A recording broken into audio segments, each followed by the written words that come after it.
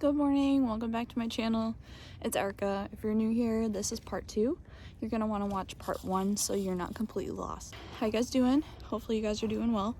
So I realized that yesterday when I was talking about taking out the pillars that are attached to the seatbelt structure, they're different on each side. I'm gonna show you how to take out the opposite side, the passenger side. When you begin, there's going to be a little plastic piece. You're gonna pop that out. There's gonna be a screw in there or a bolt. I'm not remembering exactly. Under this pillar, there's another pillar that's black. If you watch my first video, you'll know that that is the bottom half of the pillar. You'll pop it out, it'll come off, and you're gonna run into this dilemma of the seatbelt. So, the seatbelt comes up, goes down, connected here, and then the base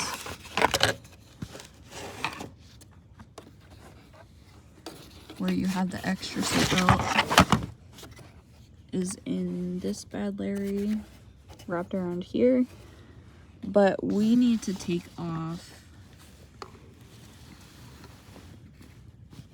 that to truly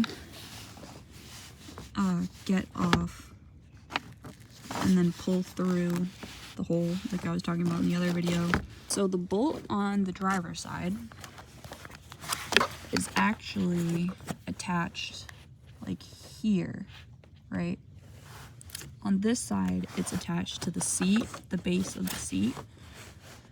And that's going to be really difficult to get to because if we zoom in and focus, I can literally only stick my finger in there. And this is a rounded bolt with a hex bit that fits in it to get it off. So this is what I was thinking. I'm gonna try to see if it'll fit, like if I can get a tool to fit in there. I'm gonna try and do that and get it off. I gotta go grab a hex tool. Hex tools are these bad Larrys because they're a hexagon. I'm gonna see if I can go at it from the front seat.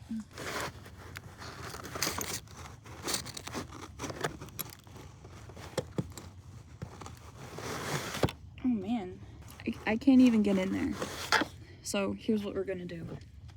Instead of taking this base off to paint, because it looks like I'll have to take out my whole seat, I'm actually going to take this off so I can pull it, take it outside of the car, put it on the ground, and tape off the seatbelt and put plastic around the seatbelt as well to get to it that way. So I'll show you.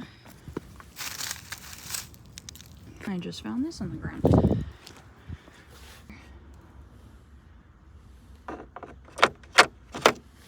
Yay! Here it is next to my vape. So I'm gonna take this. You're gonna need to get a socket that has the same size receiving end, and then that matches the size of the bolt. And this is 17 millimeter. Put that on. Make sure it's on take it off setting.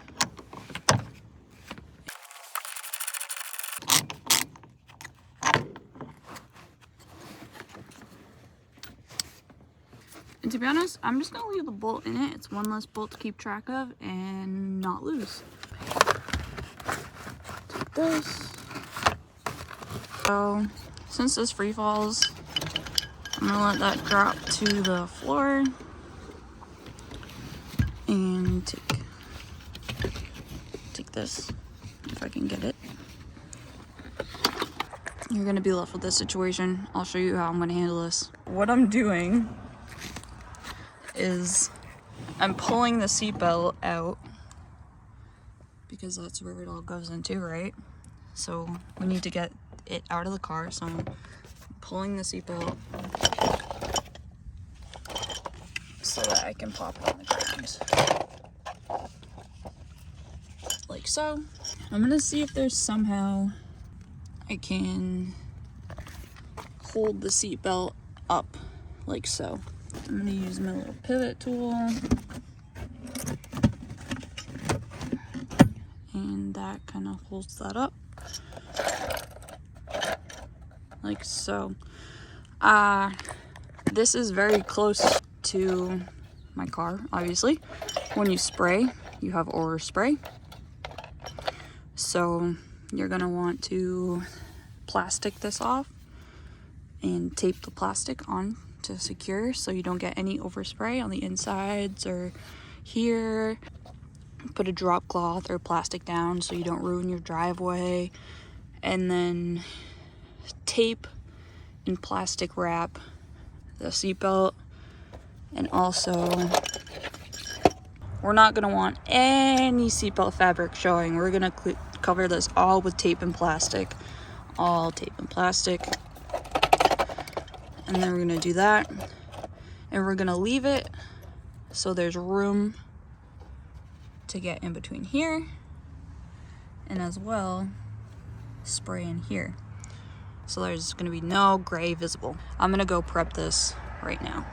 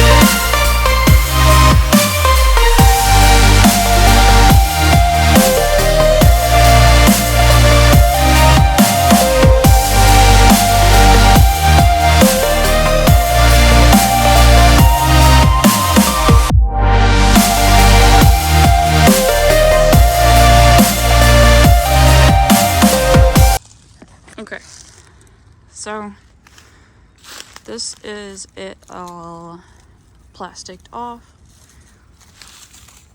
Overspray is a real thing, people, and we're ready to start spraying.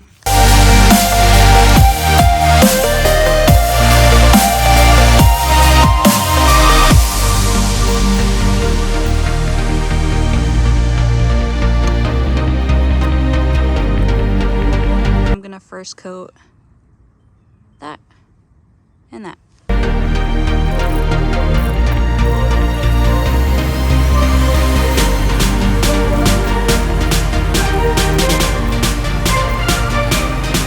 Unfortunately, from using the hammered Rust-Oleum first, a very texture finish. That's what orange peel looks like. Literally, hammered Rust-Oleum will give you an orange peel texture. I'm gonna sand this down. I'm gonna sand this one down. This one's really bad. Those are okay. And then this one is really bad too. So I'm gonna take a very, very fine sanding block and sand in a circular motion and get this down.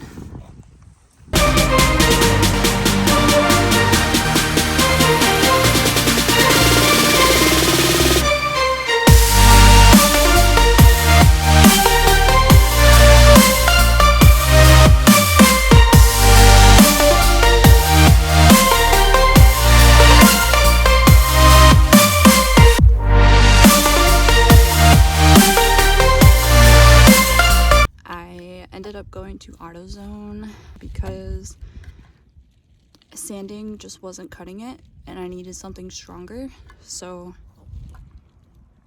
I got this. And it seems to be working pretty well. I'll show you before I hit it with this and then after.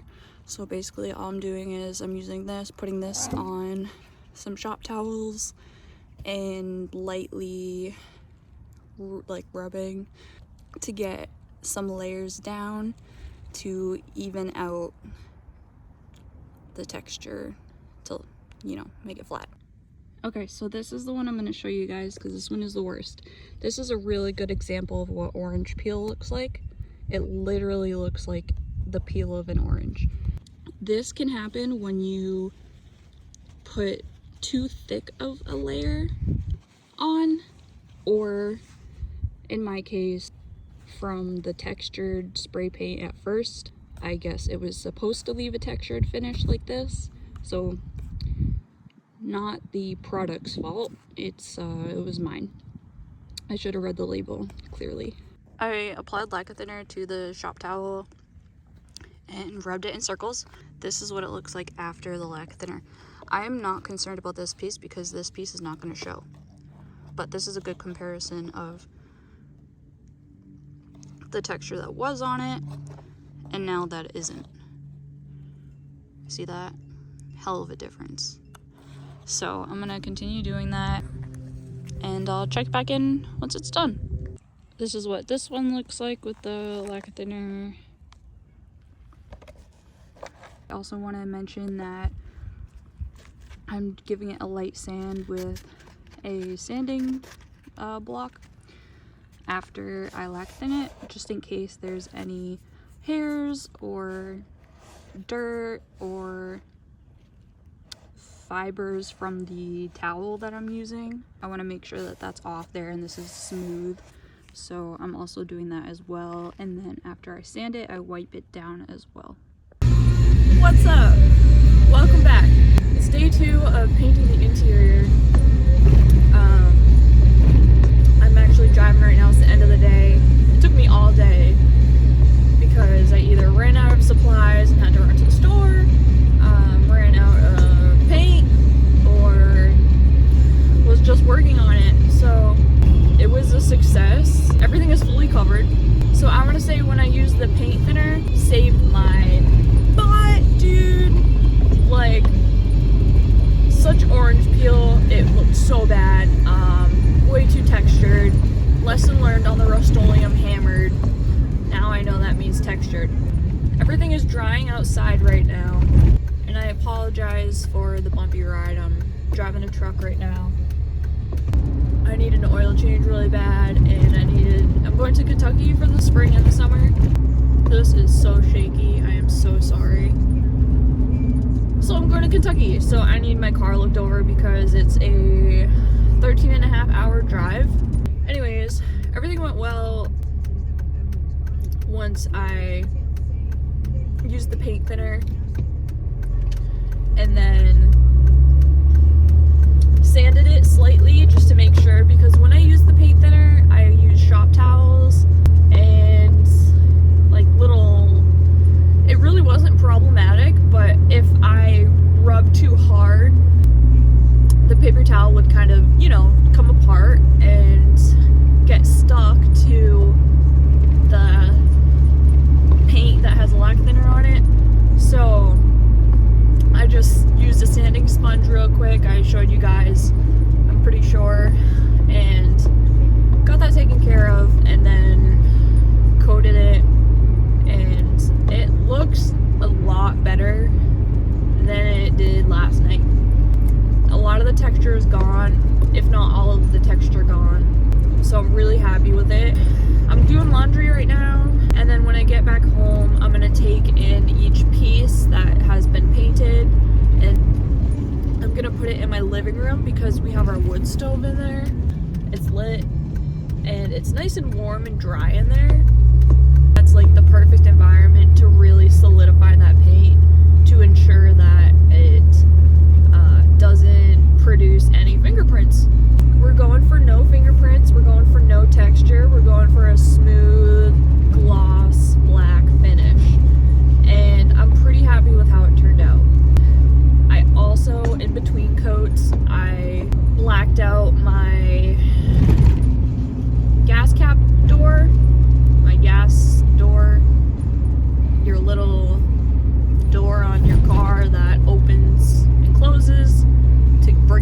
gas cap.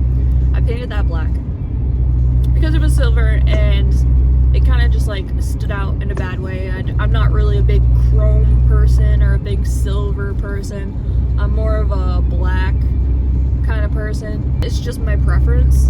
And then I also did my front emblem. I painted black as well. And then on the rear side, I did my little key insert for the trunk. Then the emblems, the emblems on the back, I'm gonna take off. The front one, there's only one, the Mitsubishi logo. I'm gonna leave it because my front bumper has the indent for it. So actually it ended up falling off. So I have to glue it back on. And it just looks ridiculous without an emblem with the imprint that's like specifically made for it. So I also did that. In the near future, I'm gonna take a heat gun to the emblems and pop them off and clean that up so it's nice and flush. And there's gonna be no label that says Mitsubishi or Lancer. It's just gonna be the logo, and that's it. Logo on the front, logo on the back, that's all.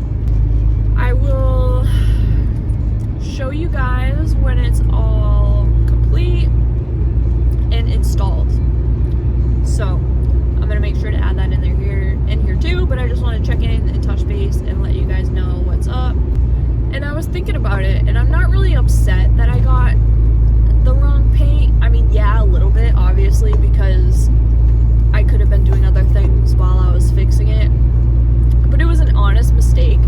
And I thought about it, and I was like, if one of you guys is watching this and you decide, like, if you're looking into painting your own interior and you decide to go for it and do it, it's reassuring, because it's like, if you mess up, it's not the end of the world. You can actually fix it fairly quickly and easily. Yeah, paint thinner gets the job done. That's really all I can think of. So I'm gonna get going and pop this laundry in, say hi to my mom, and I will see you guys soon. Deuces. Real quick, I know this video has been super long. Tomorrow, stay tuned, because I'm going to be installing the freshly painted interior pieces and showing you what it looks like complete. So have a killer night, and I'll see you tomorrow.